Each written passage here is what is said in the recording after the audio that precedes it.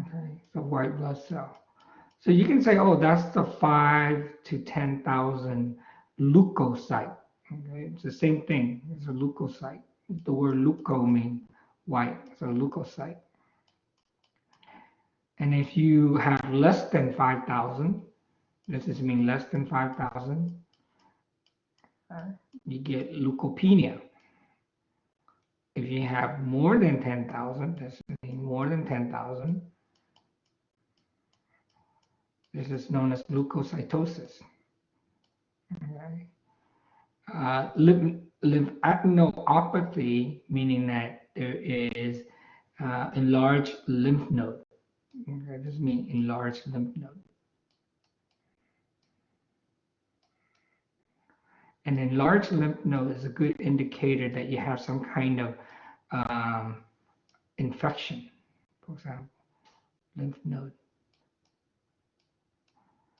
That's a little bit different from lymphonitis, meaning that the lymph node is inflamed. So typically in a lymph node,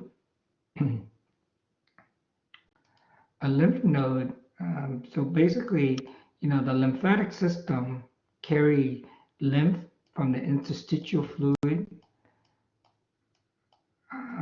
back to the general circulation. The lymph is going to flow into a lymphatic vessel. Okay, so this is a lymphatic vessel.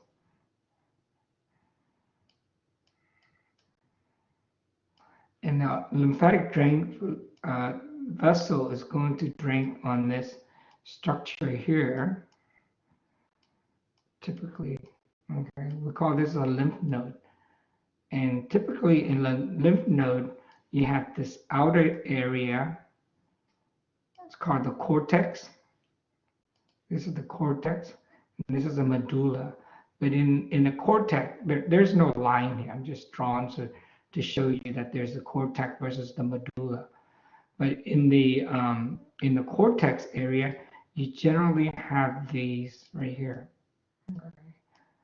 Now this area there's no boundary to this. They have a lot of B cells here. Okay. And this is known as germinal center, B cell. And that is known as the germinal center. And when you have an infection, most likely it's because the lymphatic vessel here, it's kind of like this walls of the lymphatic vessel. It has a one-way valve that allows a lot of stuff to flow into it, like white blood cell, but so a lot of immune cells travel in here. Hence the name lymphocytes, they travel here. But pathogen can also travel in here. So the pathogen will comes down into this area, right? And then into this area, you have in the center, in the medulla, you have the macrophage and T cell.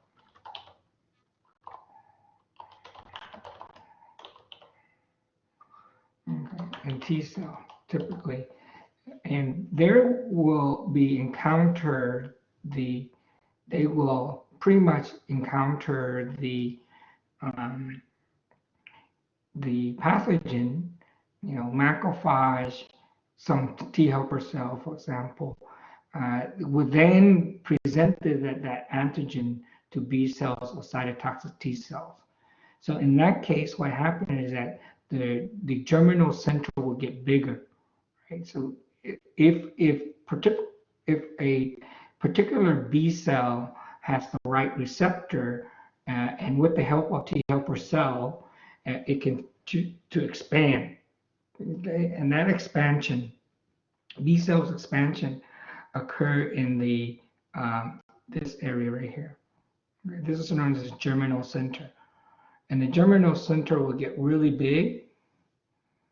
It's suggested that you have an infection. So a big germinal center suggests that there's an infection. Okay. So that's what we mean by lymphadenopathy. Okay, lymphadenopathy. But in the context of, so what's the difference between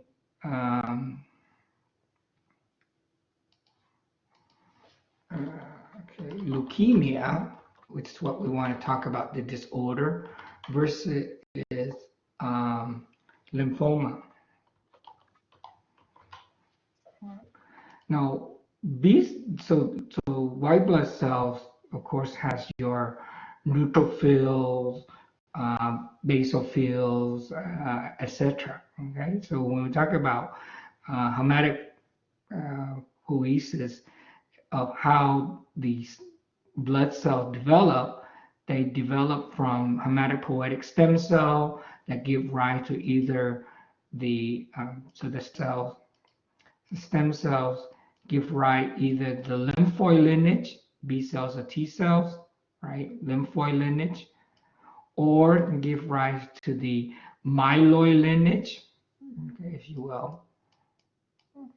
And if you want, you can say, oh, this is erythroid lineage for the red blood cell.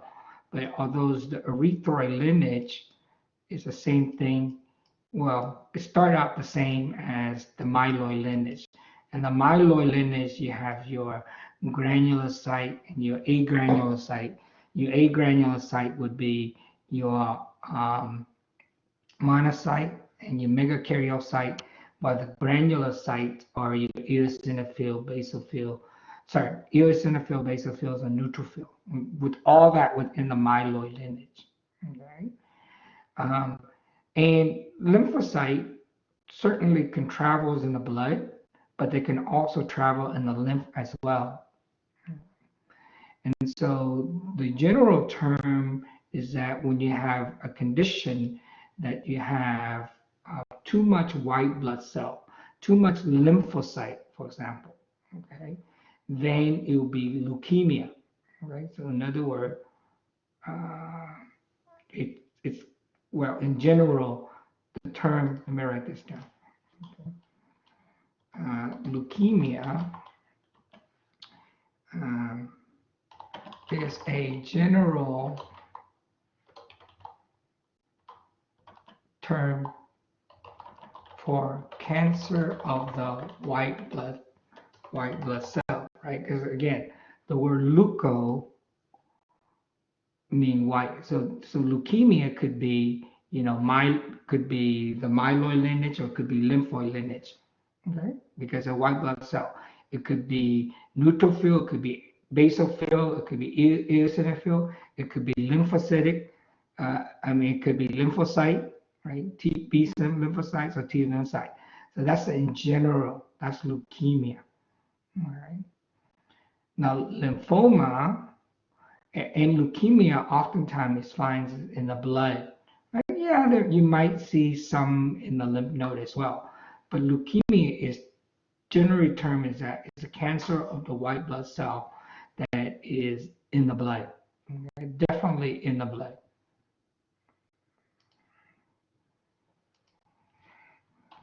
In the blood. Whereas lymphoma is also cancer of the blood cell, but confined to lymph node. Okay. So that's the difference between leukemia versus lymphoma, right? And I explained to you the difference already. Lymphadenopathy versus lymphadenitis. This is often showed to the lymph node, and I draw the structure of the lymph node.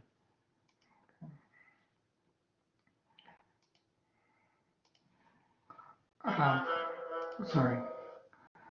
Okay, so obviously, if you wanted to understand white blood cell in general and different malignancy and cancer are related to this, you need to know what myeloid versus lymph node is.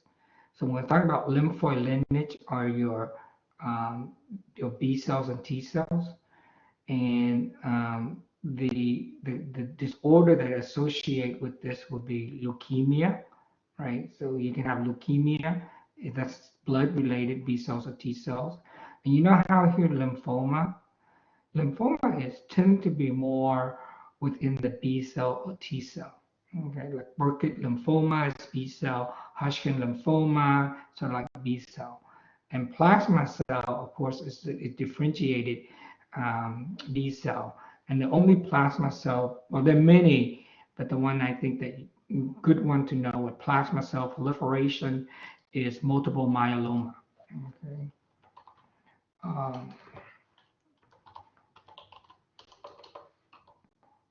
Multiple myeloma. Okay. And this multiple myeloma has a very interesting characteristic, and that is the lesion often finds this in the bone. So if you do a X-ray of the spinal cord or the brain cranium, you will see a lesion is almost like bone dissolving. Okay, and so the term is there's a punch out lesion associated with multiple myeloma. So a punch out, okay, lesion. I'm going to show you that a little bit. Okay, lesion. Lesion. Is that how to spell lesion? A lesion? Yeah. Okay. Whereas in the myeloid lineage, which is your right blood, your granular site, and in this context, they also put red blood cell. So your red blood cell, that myeloid lineage of cancer, would be a good example. That is the PV for polycythemia vera, for example. The true one, not the secondary one, but the PV, for example. Megakaryocyte is also part of that. Melanie, do you have a question? Yeah, I just have it says that leukemia is both a Melanie? lymphoid. Yeah. Melanie, do you have a question? Okay, fine. Okay, go ahead, ask your question.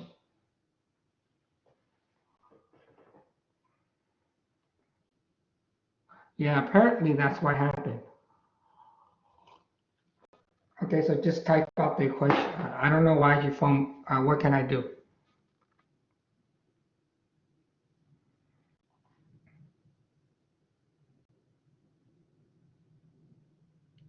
Yeah. The word leukemia means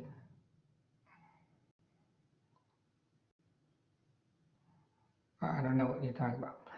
The leukemia means white blood cell, right? So here you need to know lymphoid lineage and myeloid lineage. Do you have leukemia of the lymphoid lineage? Yes. Do you have leukemia of myeloid lineage? Yes. So leukemia just refers to cancer of white blood cell. And that could be lymphocyte, or it could be your granulocyte, right? Or it could be your agranulocyte. And leukemia is finds in the blood. Lymphoma, typically a B or T cell, and the lymphoid lineage, and they find associated more with the lymph node.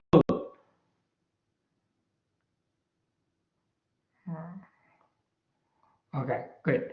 Now, there are other conditions, what we call it myodysplasia. Okay. It's a general term, and it could be, it's a little bit slightly different from leukemia, but it just meaning, and myodysplasia meaning that the of the myeloid lineage has been changes. Okay. Myeloproliferative syndrome, and this myodysplasia is also associated with myeloproliferative syndrome, and that is typically myeloproliferative occur in a group we're going to talk about a little bit, which including the CML, the polycythemia vera, in the including the platelet essential thrombocytopenia, and so forth. Okay, And myoproliferative is often associated with that myodysplasia, changes. Here's a good word to also known as and so here then it shows you the difference between leukemia and lymphoma. Meaning lymphoma is no cells in the blood, bone marrow typically is in the lymph node, whereas leukemia is in the blood, right? And they might be associated with the lymph node. But leukemia, you think of more of in the blood, whereas the lymphoma is more in the lymph node. Okay, lymph node. Plasma cell proliferation, I told you that in addition to multiple myeloma, is very similar one. It's known as Waldenstrom disease. And since these are differentiated cells, they typically put out one type of one type of antibody, right? Because as a naive B cell before they differentiated, they can potentially put out different kind of antibody, either IgM, IgG, IgA, IgD, IgE, etc. Right? But when they become plasma, they're differentiated, so they will produce one type of antibody. So it depends on the type of antibody. They have different kinds of different kinds of plasma cell proliferation. Okay. All right, so going back to this leukemia, and good terms to note that acute means aggressive, right? That means it comes up really fast, whereas chronic, it takes times to develop. And I would say that with the acute, there tends to be more associated with blast cell. Okay, so I don't know what you mean. I don't know if you know what I mean when I say more blast cell.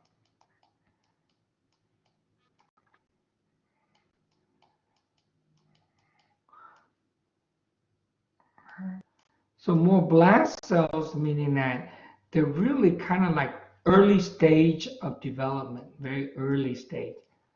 Okay. Yeah, precursor or early stage.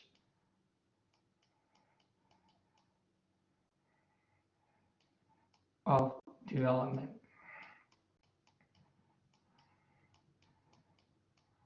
Okay, so you're right now, development.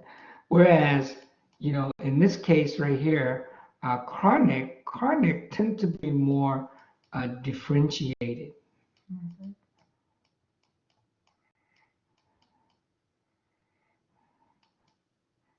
So an example of that is, okay, and you know how plasma cell is its own class, but it will be a differentiated, cell, for example. Okay. So acute, think of acute as blast. That's always keep that in mind. So if you write up a question, and if you say, if you look at the blood smear of the patient and you've seen a lot of blast cell, then that suggests you that it's a cancer of the blood cell, but particularly more of the very beginning, like acute myelogenous leukemia, for example, AML. And another thing is that you also have to consider is that whether it is children or adult, okay? Now, the cancer like prostate cancer, breast cancer, come on, no children is going to develop that, right? Unless it's like rare, right? But in terms of cancer, why children have cancer, most likely is cancer of the blood, like leukemia, for example. And there are only like selected numbers of also chronic or just acute. Children can have, they tend to have more acute, or they can also have one that it takes longer times to develop. Okay. I can't read everybody text message all the time. Okay. Now, one of the problem of having I don't know what you guys are talking about.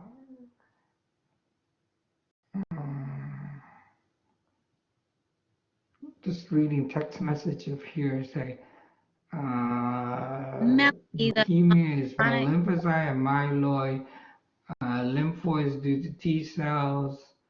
Lymphoid is not just T cells. It's lymphoid lineage is B cells and T cells. Uh, acute is blast. Chronic is more differentiated, not differ. I guess short for differentiated. Um, Now, if you look at the bone marrow of the patients who have leukemia, and you can see how there are a lot of cells, cancer cells, right? And they essentially crowded out this bone marrow. So then what happened is that's the problem, is that you have one type of cell that is proliferating but is crowded out. So then your ability to make red blood cell might go down, the ability to make neutrophil might go down because there's no room for it, right? The general term is myelofibrosis. Okay. Um, I think this might this, which meaning that the bone marrow is being um, run over by cancer cell, but could be other stuff in there in the bone marrow, so that it doesn't have room for it to have normal development of your typical cell that you need, like your red blood cell, your neutrophil, your basophil, your eosinophil, for example. And leukemia, we're going to talk about that a little bit. And I want to take this time is because it could be very confusing if you don't know your lymphoid and your myeloid lineage. And that's why the incentive for you to study know the differentiation of the hematopoietic stem cell, either the myeloid or lymphoid lineage. Okay. Myeloproliferative disorder, meaning just proliferation, and we're going to talk about there are four kinds of myeloproliferative order: acute or chronic, myelogenous leukemia, okay, lymphocytic leukemia. Okay, so again, when we talk about leukemia, we're talking about white blood cell, right? And if we want to be more specific in terms of what kind of white blood cell cancer is that, right? And if you want to describe more B cells or T cell, we call that lymphocytic, right? Or sometimes it might be considered lymphoblastic. Okay? So that's the key. So now when you think of blastic, you think of acute, right? You think of um, more acute and also more very beginning, undifferentiated, what that blastic means. Myelogenous leukemia, which I think is the CML is part of the myeloproliferative disorder, and acute versus chronic myelogenous leukemia. Okay, and it's all group of these myelodysplasia. I know the term is kind of very vague, but typically I would think this you should focus on the myeloproliferative disorder and what are the four myeloproliferative disorder we're going to talk about in a little bit. So here are the four myeloproliferative disorder, and these are typically due to a mutation, okay? And one of the common cause of mutation is this. So let's say that, here's a chromosome, the P versus the Q, okay, region. Now, if we take, so the chromosome is packed with chromatin. Chromatin is structured as it's wrapped the DNA, double-stranded DNA around histone, right? You get nucleosome, therefore histone. and they wrap around 2.5 turn like that, and so forth. The point here is that if you take any region of the DNA, right, so every gene, so this, let's say, this is gene X. All right. A gene X would express or would not express. It depends on how active this promoter is. Okay? So just general transcription, and that is the promoter region is the region above that, in front of that. So I mean, if you say, okay, this is a 5' upstream, this is 3' of the DNA. So the promoter region is often drives this gene, and this promoter is regulated by a number of their transcriptional factor that sits up here, for example, and it sits on an enhancer essentially. Okay. So in its normal location, this gene might be, say, inactive, for example. But there are some scenario in which how some virus, a person might be infected with a virus, and the virus, particularly a retrovirus who is integrated, right? The murine leukemia virus is one of the example of this. They can either do is they upregulate the intracellular signaling. I'm going to talk to you about a little bit. Or what they normally do is that the virus inserts the DNA here. There's a viral DNA. It's incorporated into the promoter region. And so because of this present part of the viral DNA, it now turns on that gene. Okay. So by having a mere viral integration, right? So you can have viral integration, integration into a particular part of the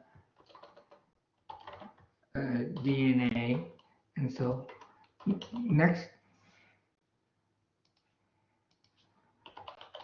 to it, the gene is now activated. The gene is now activated, and that's what leads to uncontrollable proliferation, right? Which we call it cancer. So that's one mechanism in which how an infection might lead to cancer. So perhaps that's what Burkitt lymphoma does. Okay, that's a herpes types of virus that can cause this B cell proliferation, for example. How a viral infection might lead to uncontrollable growth, for example. But more common than what you would think of enough is basically is this idea too, is that in normal situation, what you see is that we'll call it a translocations of chromosome. Okay? Translocations of chromosome. And particularly when one get older, for example, their chromosome, you know, size of chromosome, let's say size chromosome number 1 is the biggest. So another chromosome is chromosome number 9, for example, right? So chromosome number 9. And then there's another chromosome, number 9. There, okay, number 9. It's a diploid, right? It's a diploid, so you have it. And then a smaller chromosome number 20. And chromosome number 20, for example. All right. 20 and 20. And by translocation, meaning that, let's say this chromosome number 29 is this color, okay, and chromosome number 20 is this color over here. Okay. By translocation, and that is there is a crossing over per se. So now that number, chromosome number 9, may look something like this.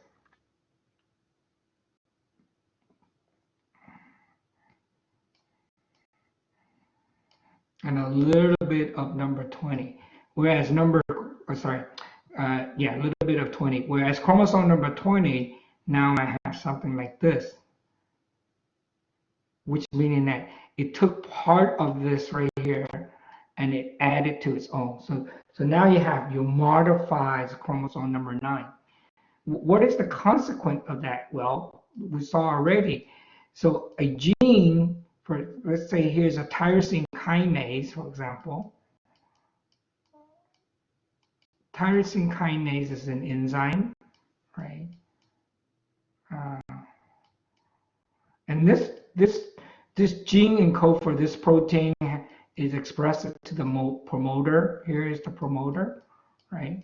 Now, if it's, let's say, chromosome number 9, it sits there, it's fine. It doesn't do anything.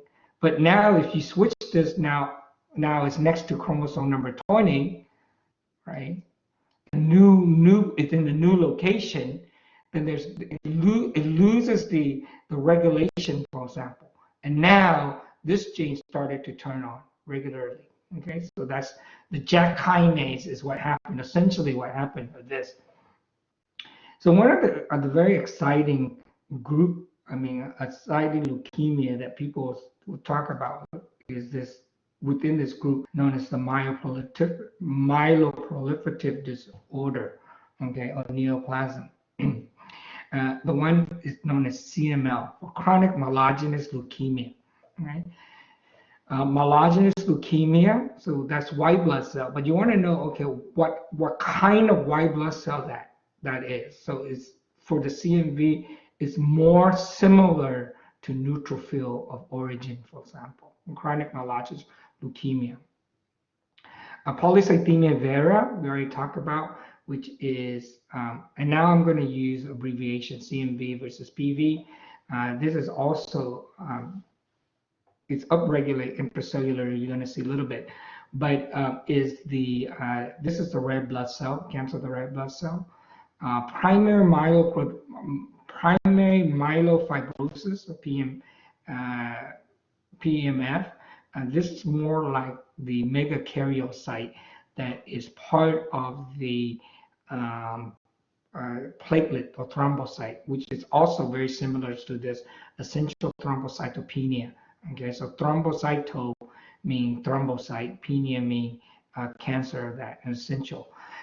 Or these might have the mutation might be in the same cell, but it leads to different kind of end result, if you will. Here you have a lot of platelet. Here, what you essentially they describe is that this disorder here, it put out a lot of the platelet-derived growth factor, or even TGF beta, tumor growth factor beta. Okay, and what this thing does is that it might stimulate fibroblasts.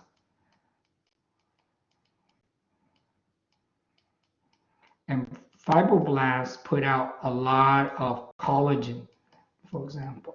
Okay, so then collagen, then in the bone marrow, it looks like there's a lot of fibers. So hence their name, myelofibrosis.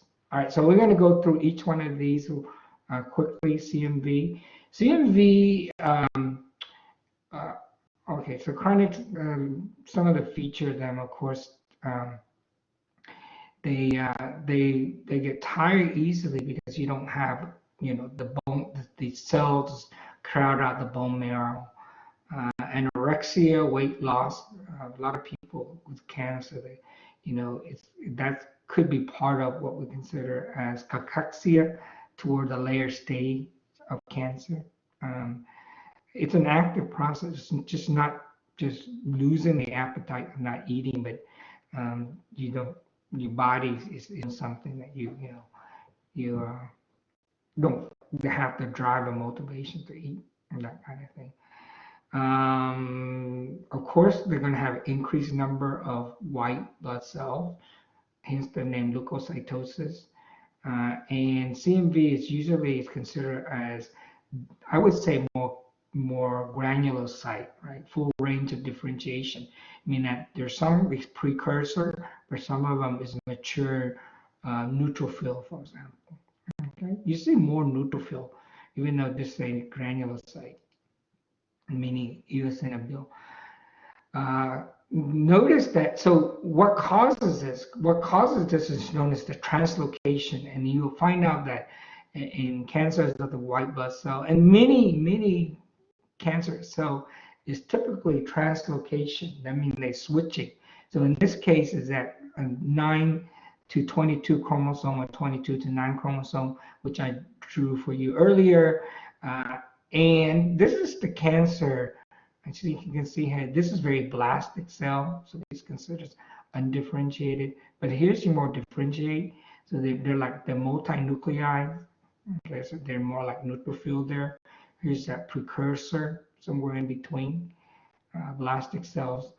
It was actually first discovered in Philadelphia of this short chromosome.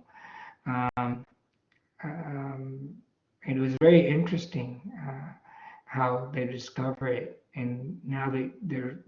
So my question for you is, what is Philadelphia chromosome? The answer is that, okay, short chromosome 22 is known as the Philadelphia chromosome.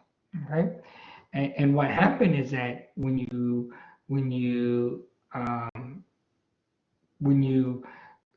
does the translocation, you're going to get an activation of tyrosine kinase. And while this is maybe cancer, it seems like they're really responding to, because this medication, Gleevec, okay, is targeting the tyrosine kinase specifically.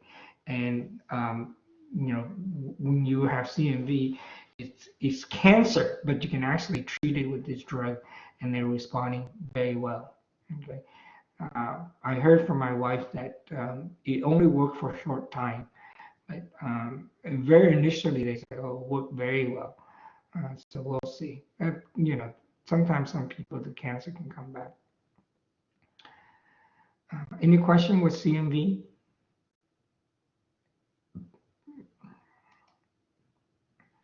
Okay. Polycythemia vera, or PV, we are talking about.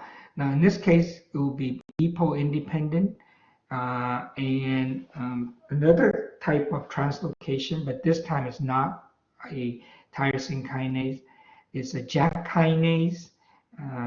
Janus kinase. Janus is Greek god that has two faces. And that is because it thought that this enzyme that active, it doesn't active work, it does not work. So it's phosphorylated, it works. It doesn't. If it's not phosphorylated, it doesn't work.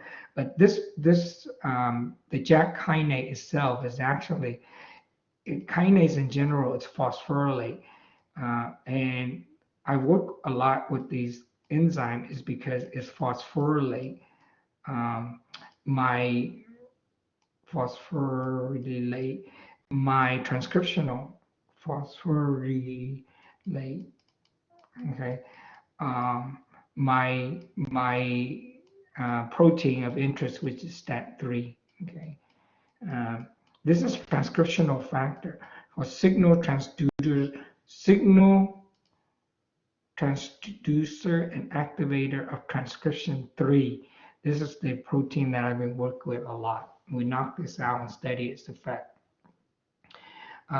So unlike the CMV, chronic myelogenous leukemia, where you can treat it with Gleevec, in this case, PMV, you can treat it with the drug called Jakafi, and that's target specifically the JAK kinase, and then help people with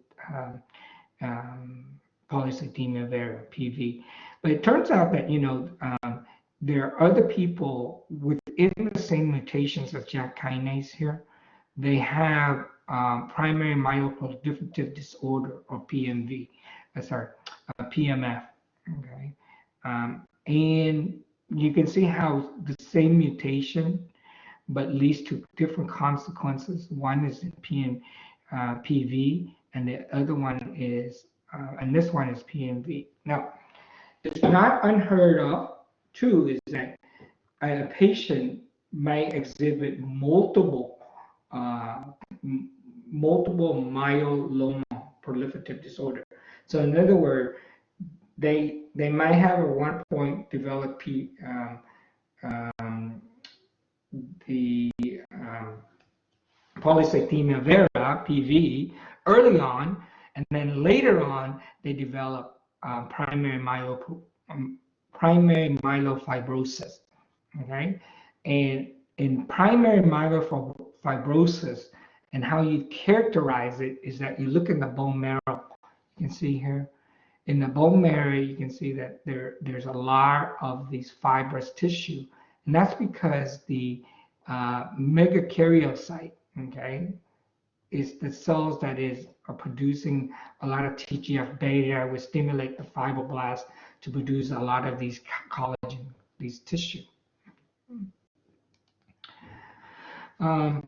Similarly, okay, so then JAK kinase 2 now is either primary myelofibrosis or essential thrombocythemia, ET, essential ET, right? They're also having mutations in the JAK kinase 2, responding to this Jakafi, but here the characteristic is that they have loads of thrombocyte, right? So normal thrombocyte level should be around 200,000 per microliter, and this one they have like over 450,000 per microliter. Lots of them, right? Now you look at in their bone marrow, they don't have primary myelofibrosis yet, but over time they will. Right? So they're all essentially same, right? So primary myelofibrosis, like this characteristic. So in here, I would ask you if this is so the best way to ask you to distinguish these two is look for the characteristic. Okay, in this case, primary myelofibrosis thrombocyte is normal, but in the bone marrow you might see spicule. Okay, we call these spicule, like these. A lot of collagen fibers and stuff like that. Right, and both of this one and this one might start out earlier having polycythemia vera, because they're all within the same mutation, but the end result is different. So how do you differentiate between ET and primary myelofibrosis? In this case, is the bone marrow hasn't formed that spicule yet, but there are a lot of platelets around. Okay, and of course, all of the seems to be activating the JAK kinase pathway, in which if you treat it with Jakafi, the patient is responding. Okay, they do very well. Not CMV. CMV is you treat it with Gleevec. And that's the 9 to 22 chromosome translocation. And the short arms of chromosome 22 is known as the Philadelphia chromosome. Okay. Discovered in Philadelphia. All right, so that's myeloproliferative disorder. 4 of them, study that. Okay, myelogenous leukemia. Okay, so leukemia is white blood cell, myelogenous meaning of the myeloid lineage. Okay, acute versus chronic. We already talked about chronic myelogenous leukemia, CML, is part of that myeloproliferative disorder. AML, okay, The different AML is acute, meaning that it onset early, very early. I mean, not onset. I mean, from the time it was diagnosed to where the person gets sick is really fast.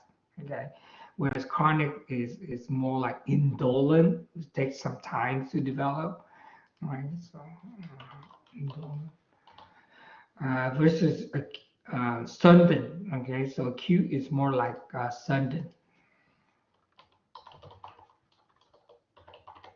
Right?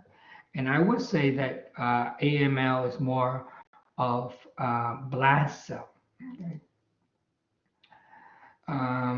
So acute myelogenous leukemia AML that you see here, proliferations of more of the blast, myoblast cells. So the early stages of the development.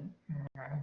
Uh, and I don't think we need to go more into detail whether these are associated with Down syndrome, myeloid sarcoma, and so forth. But just my help, I'm not going to write a review for you for each chapter. Come on, you have to do your own work here and study. But I'm telling you that in in the acute myelogenous leukemia, look for sudden onset and look for blast cells. Okay, that's how you differentiate between AML versus CML. Okay, so this is normal versus malignant, and acute here. Look at the nucleus; it's more round, right? Um, they haven't quite, reaches to the stage where they might differentiate it into particularly um, neutrophil. In this case, is you can see multinuclei that you can distinguish. Here you can't really distinguish what it could be. It could be eosinophil, it could be basophil, and it could be neutrophil. So we don't know. Okay. And another important to think too is this, that just normal, we're talking about normal physiology, and that is blast cell tend to, you don't see blast cells in the blood. If you see any blast cells, they're usually in the bone marrow, right? But in the case of cancer, is that you're seeing blast cell in the blood, right? So that's appreciate that phenomenon. Is that okay? Why are you seeing blast cells in the blood, not in the bone marrow? That's pathological. Right. I think you know that already. Just want to make sure that you're aware of that. Another important thing with cancer, particular AML, and that is you often see it is in adult as well. Okay, very, very, very. Not with we're going to see with acute um, uh, lymphocytic leukemia, for example. You might see it in children. Okay, so AML adult, abnormal myeloblast, which is crowd out, called, so that it's interfere with the normal hematopoiesis. Okay. So that everything sort of comes down, of course, granulocytopenia or thrombocytopenia, anemia. Okay. And so particularly you're going to have, because you don't have these immune cells, you're prone to get secondary opportunistic infection. So, no neutrophil, you might have some bacterial infection, no monocyte, you might tend to get fungal infection, for example. No thrombocytopenia, you might have small bleeding, called petechia cutaneous in the skin, for example. Or you might have hemorrhages over the viscera, for example. Okay, that's bigger. All right, so all of these right here will tells you the progenitor, and here's a differentiated. We'll give you example already of myofibrosis. Essentially, all of these will become myofibrosis, but they're myoproliferative disorder. that you can see here. Essential thrombocytopenia, which is basically megakaryocyte, platelet over 400,000. Okay. Mutation in the JAK kinase pathway respond to Jakafi, which is different from primary myofibrosis that you see here. Very similar, but in this case, what you see is that the bone marrow, in the bone marrow themselves, they'll have a lot of spicule, a lot of collagen deposit, okay? And they're just a lot of fibers around. So look at the name will tell you. Polycythemia vera, also in the JAK kinase, leads to the upregulations of red blood cell. And so because this is an cellular signaling, they can proliferate without EPO. So in this case, this will be EPO independent. Okay. Chronic myelogenous leukemia, CML. Now that's in translocations of tyrosine 9 to 22, but upregulations of tyrosine kinase. And these patients been treating with Gleevec, they responded very well. So that's more like myeloproliferative disorder. Typically take time, particularly here, CM, chronic myelogenous leukemia. Chronic takes time versus acute. Acute is known now more of blast cells, and there are different kinds here. We don't have to talk about this different kind. The only thing that I probably want you to note is that acute in peripheral blood, you see blast cell often associated with adult.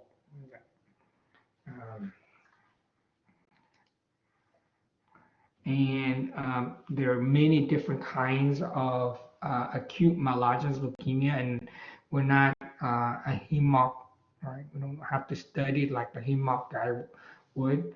Hematology, oncology, what they call them, specialists, and they're actually due to different kinds of translocation. Just put it up there so that you can know that there are many. They're not just one cause, but there are many causes of that leads to acute AML. All right. Now that's just for the myeloid lineage. Okay, so we can get a little bit more complicated if you don't know the difference between myeloid and lymphoid lineage. And a lot of terms seems to be cross-reacting. So we kind of finish up with, I think, even that very superficial is very complicating for you guys starting out. Let me just go ahead and spend another 15 minutes or so, finish it with this, and then we can start on the urinary system. Okay, then we'll take our break and do the urinary system. Okay, now, of course, lymphoid lineage, you have to really consider a 3-cell. There's B cells, there's T cells, and there are plasma cells, right? So plasma cells are differentiated. So pretty much we can rule out this right here, plasma cell, a malignant. And if anything, plasma are differentiated cell, and the only cancer of the plasma cell that you should be focused with is multiple myeloma. Okay. Now, with the lymphoid leukemia versus lymphoma, is the easiest to distinguish them in that is lymphoma is associated with lymph node, whereas leukemia is associated with the blood. So you can see here, lymphoid leukemia, lymphocytes in the blood, whereas lymphoma do not see this in the blood. You might see a little bit, but not too much. But they're mainly of the lymph node. So lymphoma is lymph node. And of course, there are different kinds of lymphoma. The one that you should focus on, why don't we just say it's two broad groups, Hodgkin lymphoma and non-Hodgkin lymphoma, okay? Within the Hodgkin lymphoma, there are 4 subgroups. It depends on what is in the blood, what is in that lymph node, for example. But all the Hodgkin you should see an RS cells. Okay, so Hodgkin lymphoma. We're going to talk about that later. But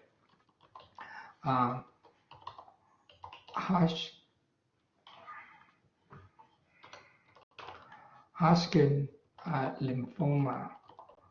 All Hodgkin lymphoma have a RS cell. Okay. This is named after the two pathologists. This is the Steinberg cell, right? And so when I describe them, I say, oh, if you look at their lymph node, right? Let's take a biopsy, and you see there's an RS cells. That's Hodgkin lymphoma right there. Okay. And there are other things like clinical thing that you see with Hodgkin, typically more with white blood cell. And Hodgkin tend to like one particular node, like in the neck, for example, very common, and they spread out from one node to the next one. Okay, so they spread out slowly like that.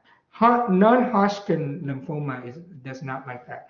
It's spread multiple places at the same time. It doesn't have to be in the order. That's non-Hodgkin lymphoma. The Hodgkin lymphoma are four type. It depends on whether there are in the background. What do you see? Do you see a lot of mixed cells? You see a lot of lymphocyte, or do you see no lymphocyte, and so forth? Okay. All right. Let's go on then. And here just basically the bone marrow shows you B cells, and the B cell often goes to the germinal center. These are your germinal center here. And when typically in normal physiology, if this is getting the lymph will bring the pathogen to this lymph node. In fact, one of the functions of the lymph node is to filter your lymph, right? And if that lymph has pathogen, your T cells and your macrophage here stimulates this B cell proliferation in the germinal center, and then these will get enlarged. That's called lymphadenopathy. We can say that. So enlarged lymph node not only related to infection, but it could also oftentimes related to cancer, like lymphoma, for example. T cells, on the other hand, develop in the bone marrow very much like similar to B cell, but it goes into the thymus when it mature. Okay. And athymic would have no T cell development, for example, no cellular immunity, but no humoral immunity either, because you don't have T helper cell. Okay, so chronic lymphocytic leukemia, CLL. Chronic lymphocytic leukemia, CLL, very similar to small lymphoblastic lymphoma. Okay, so that's one of the important message. CLL very similar to SLL. Right? But note, in the chronic lymphocytic leukemia, this you see in the blood. Okay, this you see is in the blood because it's leukemia. Whereas small lymphocytic lymphoma you see in the lymph node. So I'm talking about seeing malignant cell. Okay, you see these cells in the blood, and you see these cells in the lymph nodes. So that's important thing is that what you might see in the blood might be very similar to what you see in the lymph node, but it has a different name.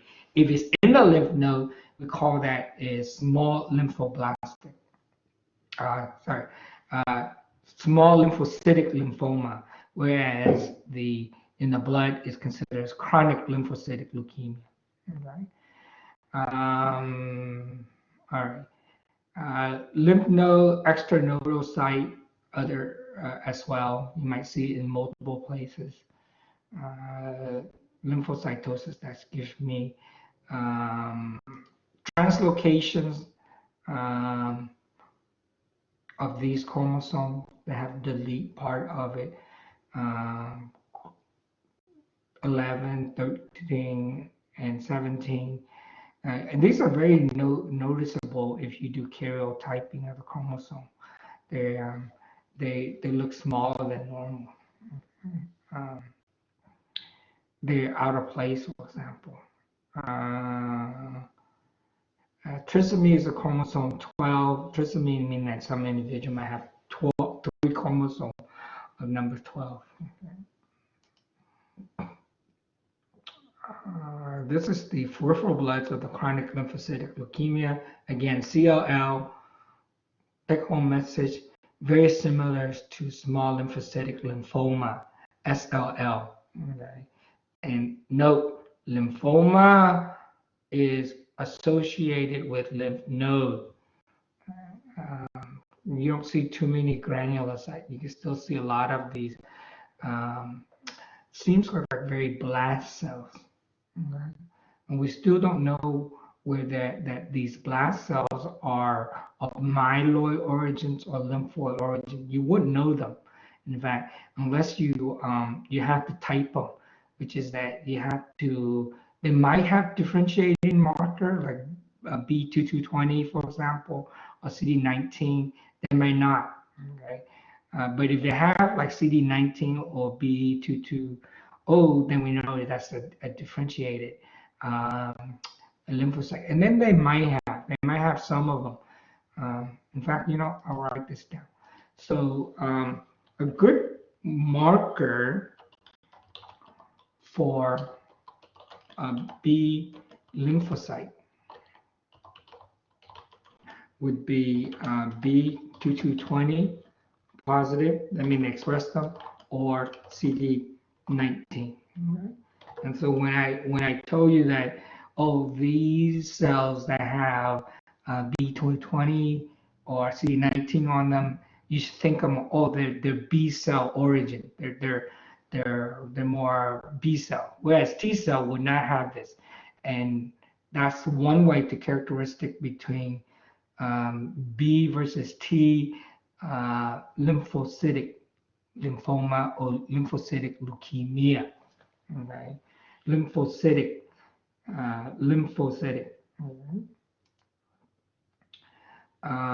Acute lymphoblastic leukemia. Again, note acute and how associated with lymphoblastic. So this is now ALL, right? ALL.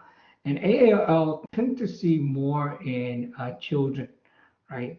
So remember when I talked about earlier, AML, that's more adult, while ALL now is more children, typically. Okay, so we'll make it nice and easy.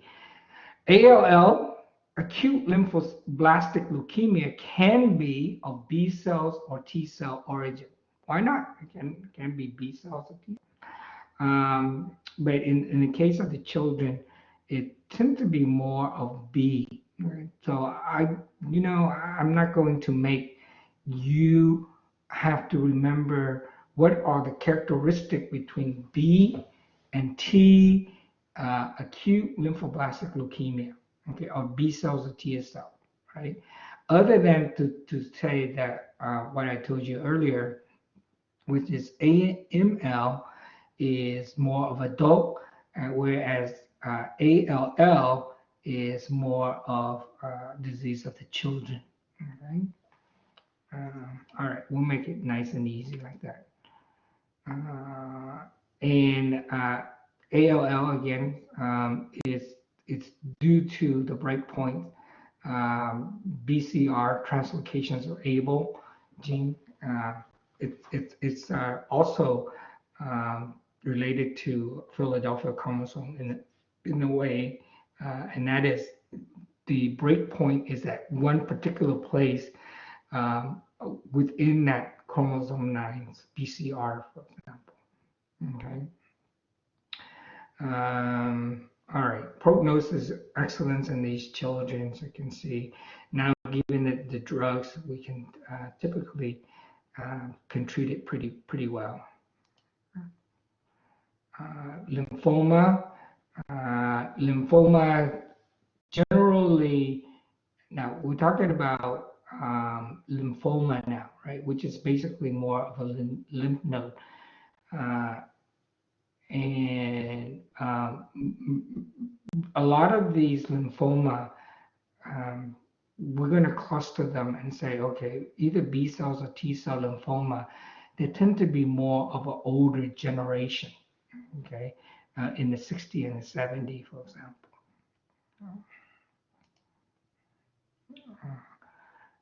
And sometimes it's not uncommon that they develop these lymphoma is because of they have prior exposures to drugs, for example, or radiation, for example. So in other words, you have breast cancer, you were treated with radiation, 20 years later, you develop lymphoma, for example. Okay. So that's the general idea. Important more concept in terms of lymphoma is to appreciate between Hodgkin and non-Hodgkin lymphoma.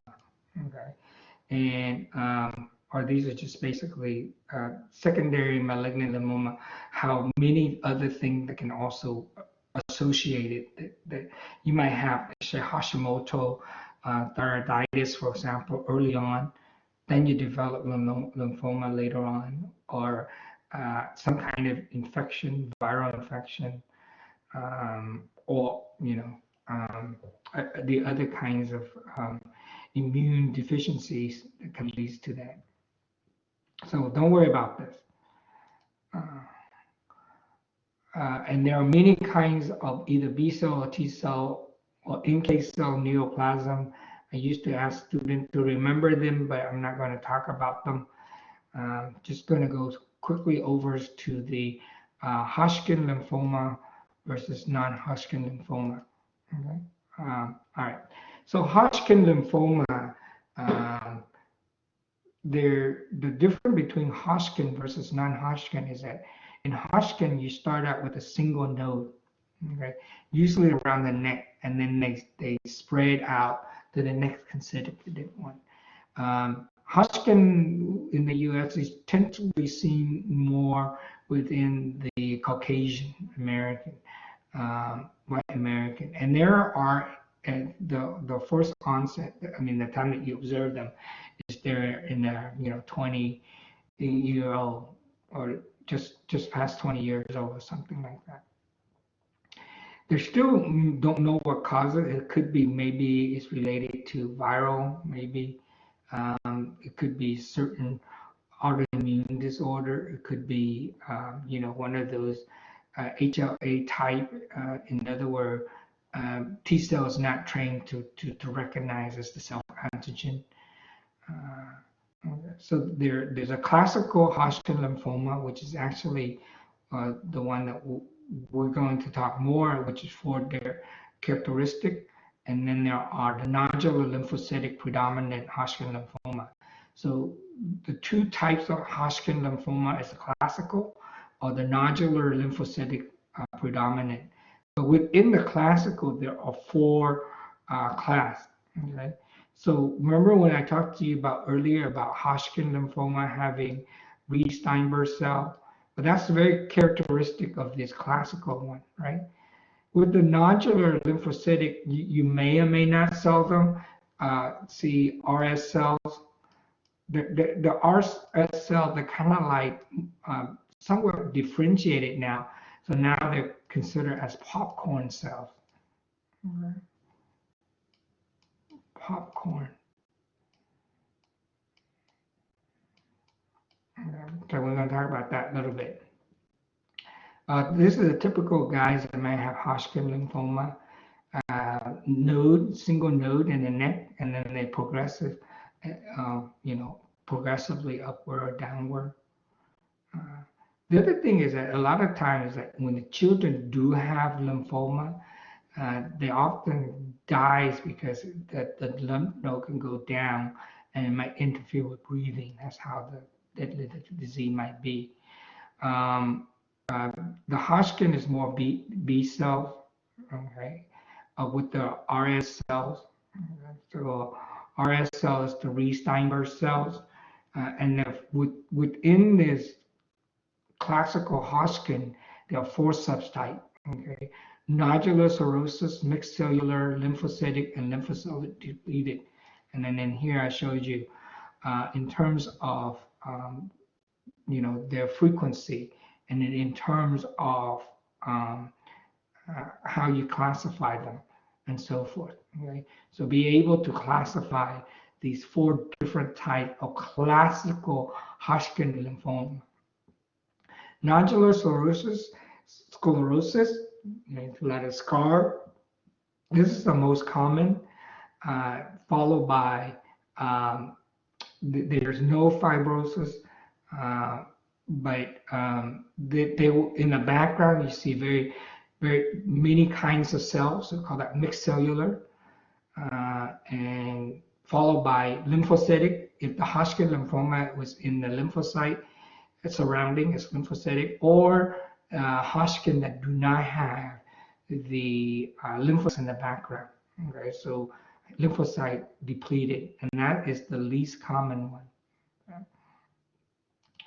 The most common here, you can see here, is the nodular sclerosis, where this is a beautiful Hodgkin lymphoma. You kind of like two cells stick together like this. They kind of remind me, if you ever look at chondrocyte in the lacunae of some kind of chondrocytes, or like what kind of that connective tissue? Ligament. Right. So here's a Reed-Steinberg cells, and you can see how this right here might have some scar tissue. All right. Here's another Reed-Steinberg cells, mixed cellular. Reed-Steinberg cells you see here. Okay. This is a lot of these are lymphocyte rich. And then here's a Reed-Steinberg cell, and there's no lymphocytes around. The lymphocytes are smaller. They're kind of size of the red blood cells. You don't see them over here. Most common, least common, nice and easy.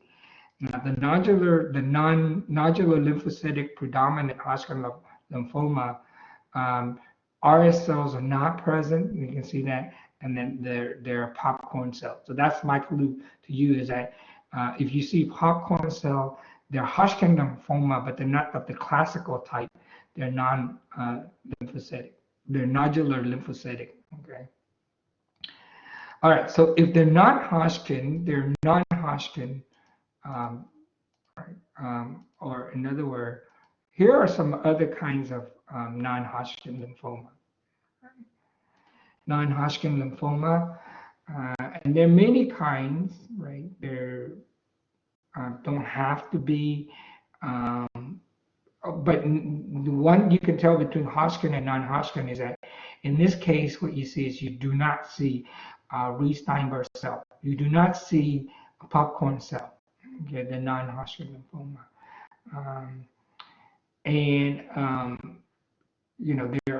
so some of the factors that might increase the risks of non-Hodgkin is, like, again, things that you have taken medication to suppress your immune system, for example, viral infections, and it's not uncommon that in these occurs in the older generation. A good one, a non-Hodgkin lymphoma, a good one that you should think of, or I want to ask you, is called Burkitt lymphoma. Burkitt lymphoma is associated with the Epstein-Barr virus, and it's not uncommon that what happened is that, so one of the students asked me the question is, why is that if someone has, increases like cancer, like polycythemia vera, for example, that hematopoiesis is started to increase. Well, it kind of makes sense then, right?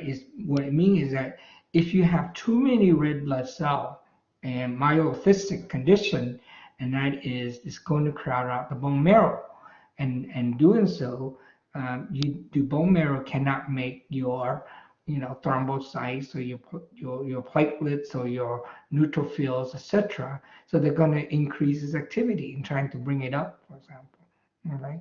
Likewise, it's a very similar thing too, where say if you have a destructions of red blood cell, right? So sickle cell anemia or spherocytosis, in which the red blood cell don't live 120 days. So it makes them, but they die early. And so the body would then try to an attempt to make more red blood cell, even though those red blood cells are short-lived. So you're going to have increases hematopoiesis activity in the bone marrow. And likewise, in the case of the Burkitt lymphoma, you're going to have the cancer cells is going to see, well, lymphomas in the lymph node, but you're going to see a lot of these immune cells in the bone marrow, right? And they're going to crowd it out as well. And consequently, you have to make red blood cells somehow. And it turns out that typically bones in the face are not involved in making the red blood cell, but in this crisis condition they can, right? So we talked about extramedullary hematopoiesis, meaning that you get the development of red blood cell in tissue or in bone that is normally not involved. So we call that extramedullary. Medullary refers to, let's say, the head of the femur, the ilium, maybe the vertebrae. Those are the typical area that makes the red blood cell. Let me write that down. Okay, so medullary area are, say head of the femur, sternum, vertebrae,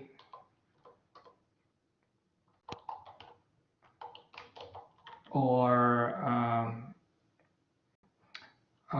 the vertebrae. What else did I say? Oh yeah, the ilium of the pelvic bone. So these are typical areas that make involved in the red blood cells. But now, if extramedullary mean so.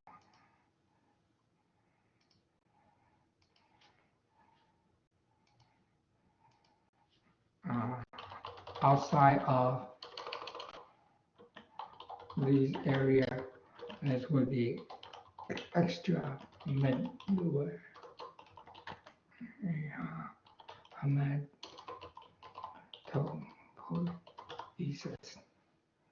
Okay. All right. Good.